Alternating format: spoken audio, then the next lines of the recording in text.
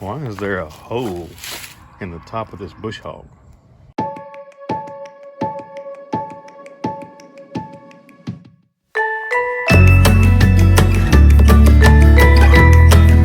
What's up, guys? Timing with Monts Family Homestead. Got a little bush hog work to do today. Got a friend of mine that was out bush hogging his pasture. Actually broke the whole gearbox. So I told him, I said, it'd be cheaper to replace the gearbox than to buy a bush hog. So gearbox was about 450 bucks. Bush hog is 2,700. So let's get this thing put together for him. Now, always when you get up under a bush hog, always put jack stands under it somewhere, some way, shape, form, or fashion. Hold it up, whatever you've got to do. So let's get up top. Let me show you here right quick. Shaft sticks through here, the main gearbox. Shaft will stick down here. Your stump jumper will be here, and I'll show you that in a minute. And your blades come on here. So let's get everything put together.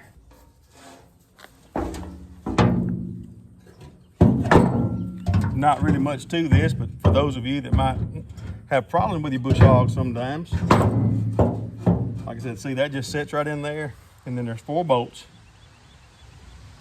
on each corner. These have fine threaded bolts. They are 8 grade. They're also lock nuts, but like I said, these just go in about like yay, and we'll go from the bottom. I'll probably have to get my son over here. He actually worked the night shift last night at the ambulance service, so we'll have to get him over here and let him help me tighten these up. And hopefully I've got this wedged up here enough. This actually takes a 24 millimeter or 15/16. That's they will work for one another. Now I will come back and tell you when I get these on. I've got a 18-inch cheater bar up there that I will put this on just to torque them down. I'm not going to tighten them up all the way, just to... Hey buddy. Probably need to go get a deep well. Yep, at least that didn't hit me in the head. Might have hurt. All right, once again, let's try this one more time. Okay, well, let's try it without the brake. Without this, cheater bar. Let's try it first. All right, I'm gonna stick that on the end of there, and I'm gonna get out the way just in case it comes off. Wants to hit me in my little head. All right, that's about 200 foot-pounds, something like that. So that's what we're gonna do. We're gonna go all the way around like that, and I'll let's see if I can get you out here. I'm on the tractor. And this is what you have to do sometimes when you're working by yourself. Of course, get that out of the way. Just do that. But you have to do what you have to. You have to do what you have to do to make it work. So let's get those put back on there. Not put back on there. Let's get the rest of these nuts put on. I'm not going to bore you with that. Then I'll show you how to put the stump jumper on. All right. Stump jumper. Blades go there. Main shaft goes there. Blade goes there. So we'll stick this dude under there and get her all torqued up. All right, we're going to take and put our stump jumper on. These, of course, got coarse splines here. Now you look at these a little bit in here. The further up you go, the tighter they get. That makes everything as far as what they call an involute spline. When it goes up, it actually draws it tighter and tighter in. So this being a castellated nut, if you look at it like this, it looks kind of like the end of a castle. See the way that goes? What we'll do when we put that on there, we'll tighten it up, get it good and snug. There's a hole right there that when we get this nut on there at the proper place, we'll take and put the Carter key through. It'll go all the way through the other side. Then we'll fold it around. That's to help keep the nut from backing off. Now, over time, you will need to go back and pull that Carter pin out. Check this nut, because these stump jumpers will get loose from time to time, even though you've got them tight. So we'll stick this dude up there. And this being a 5-foot hog, it's not a big stump jumper. We'll stick that dude right there like that. And there is no nut. There is no washer because of that flat place on the end of that nut. That'll hold that up there. And like I said, this doesn't weigh but about, you know, I could lie to you and say it weighed over 150 pounds, and I'm holding it up. But it doesn't. It weighs about 20 pounds. Preacher, you're lying. No, I'm not lying. I like to have fun. All right. So what we'll do is I'll get my son to take and stick a bar through this bolt hole. This is where the blades are going to go. We'll put a bar through here and hold it against the top of the frame. Then I'll tighten this down. And I'll use 3/4 stuff with this, because this being 7/8, you really want to snug it down good. Is it good?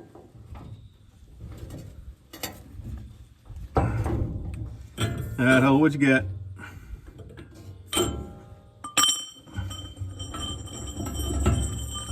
There goes my cheater bar down the driveway. Oh my word. Hang on a minute.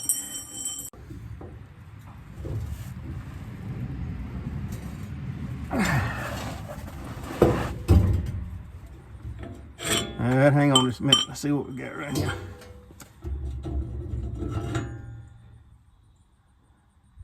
Just a smidge more.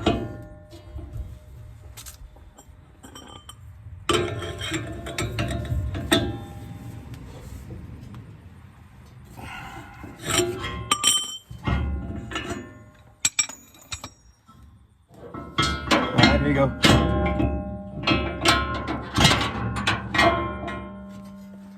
All right. Carter pin. And see, try not to make let your Carter key go sideways. Make sure it goes in the slot like that. And what we're going to do is we'll fold this end down and go this way, and the top one I'll fold up against the nut. All right, grab the outside. Like I said, these are, one side is longer than the other. Not much, just so you can get a little grip like that. Just bring it down, fold it over on itself. Not on itself, but on the bottom. Just push it up. And this other part, what I do is just stick it up, just like that, and fold it in. Well guys, day 2 on the bush hog. Started raining on us early this morning, so is anybody's barn like mine? Have you got so much stuff in your barn that you can't get stuff in there? Part of it. But anyway, let's get up on here. Stump jumpers under it already. And then we're going to take and put these blades on. And I'll show you how to do that. It won't take but just a minute. We'll get this dude wrapped up. All right, guys. Like I told you, bolts go on from the bottom. And that flange, see how that slides up in there like that? That's the reason that your blade will move back and forward like that. So you got to make sure, and like I said, get these up in there and lock that in. That little slot goes in like that. And then we'll take, I think I'm put these on by myself. We didn't get to try to yesterday again because it ran out of time. Had to run to a wedding. And then my son's working today, so we'll try to get these on nut so I can get my hand up in there. It's kind of a tight fit. But then there's an access port up top. That nut is started. See again, right there is an access point. Maybe a little dark. If it is, I'm sorry. I see your bolts and your nuts right there. So we're going to take and get a socket set up, and we'll tighten them up first with a pull handle, and then I'm gonna put my impact on it just to be sure. All right, just tighten that up just a little bit. Get her all snug down. I don't have the drive shaft in it yet. I've got to go get a break off bolt to put in there. I'll show you what I'm talking about with that in a minute. All right, let's put a little cheat on there. About like yay. All right, and we'll spin that around and do the next one, then we'll put the impact on them. All right, blade bolts are tight. When if you replace a gearbox on here, always remember these come what they call dry. I mean, there's no oil in here at all. What goes at the top of here is a breather. Now that's got a little cap on there that lets this box breathe, if you will. I always feel from the top. You can feel from there, but there's a sight glass there. If you see the level of it, as long as it's in their sight glass, it's good. But this is kind of pointed downhill a little bit, so I'll have to check it again in a minute. But what I always do is, see this grease gun? I always put some chassis grease in here. Now chassis grease is a little thicker grease, and it stands up better. But what that does is, if you have a seal that goes bad in the bottom of that box, right there, if that seal goes bad in the bottom of that box, your oil's coming out, but you still have grease in there that's going to protect your bearings and your gears. So I'll put, I don't know, about 10 shots in there, and that way I'll rotate it just by hand just to get the grease and all around everything, then fill it the rest of the way up. All right. 2, 3, 4, 5, 6, 7, 8, 9, 10. One to grow on. I don't need to grow no more. All right, take that out of there, and see that's got a little oil on there and a little grease. So what we'll do is we'll go ahead and put that top filler cap, if you want to call it, or breather, back on there. They don't have to be tight, just snug it down just a smidge. That's plenty. Now what I'll do is grab right there, don't have your feet in the way, and just sit there and turn and rotate this just for a minute to get it all started. And then what we'll do, like I said, is hook the drive shaft up and we'll let it spin for a little bit before we go use it.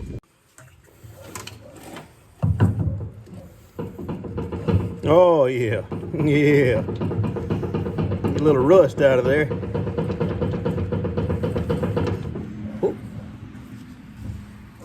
And like I said, I did call John Deere just to be sure. They do make a bolt for this, but it's just a breakaway bolt and it's grade 5.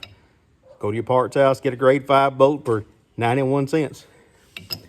And what that does is, if the blades hit something that want to stop it, I mean, I know you got clutches here that'll help it to slip, but instead of jamming everything together, not really jamming everything together, but locking the blade down, PTO's turning, what it'll do, it'll break this bolt off. That'll save your gearbox.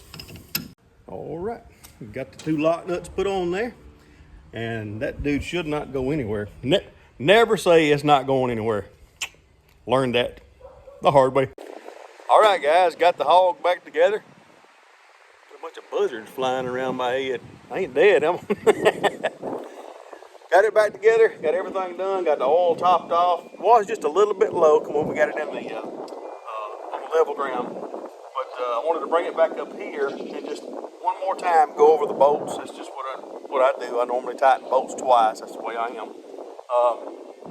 Now, when you do put blades on a hog like this, run it for about an hour, go back and re-torque the bolts. Do that because it is imperative that you do that, because they will loosen up over time. So anyway, let's fire the little John Deere up and see what happens. All right, PTO switch, there we go. We'll let that run just a second there.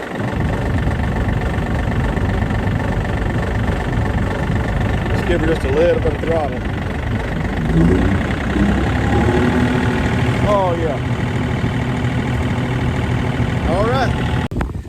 All right guys, that'll do it for the Frontier RC 2060 bush hog. Repair, basically what we did. We didn't rebuild or anything. We just put all new parts on it because everything was tore up. Hey, I appreciate you watching Monts Family Homestead. Thank you for your support. Like the video. Hey, subscribe to us. Doesn't cost you anything. Remember, God loves you. Have a great and blessed weekend.